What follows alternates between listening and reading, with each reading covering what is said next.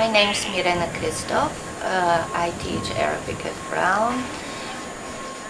I love languages, and I was fortunate enough to be among the first Bulgarian students who were selected to study Arabic.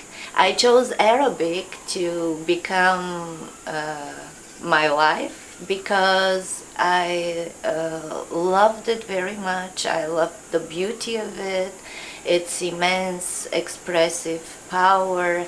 To me, it was a window into an entirely unknown culture, very different from my own. I was at home in Los Angeles. We had not moved to Rhode Island yet. It was the morning I had just gone to Santa Monica to drop our daughter off at school. She was little, and when I came back, a friend called and said, "What are you doing? What are you doing? They're attacking us." I said, "What are you talking about? It was in the morning, the TV was not on. Where is your daughter? Where is your daughter?" And then my husband, who heard that there was something going on, he turned on the TV and we actually did see the second plane hitting the tower. You suddenly realize that we are so vulnerable and fragile human beings, and none of us is protected anywhere in this very small world. This tragedy, which is unspeakable and disastrous, could affect anyone, and this was the first thing that hit me. Actually, as a mother, as a teacher, as a person who works with so many young people, how huge a responsibility I was carrying as a teacher, to try to not only understand, if not understand the acts of terrorism, at least try to find a meaningful way to convey to my students ideas that would help them.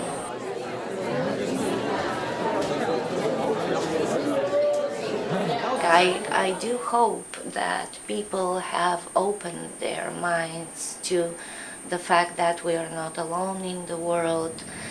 We need to understand in order to be understood. We are living in a very small world. This is it. Arabic, which is the language spoken by perhaps more than 250 million people living throughout the world, but mostly in the Middle East. It is the language of Islam. Everywhere there was a tremendous rise of interest in Arabic, and in my interactions with students, though, I could tell that this initial surge of interest would not last for all. Arabic is a difficult language. Knowing just the language is not enough. It is a lifetime of knowledge that one needs to gain in order to understand a culture, any culture that's different from your own.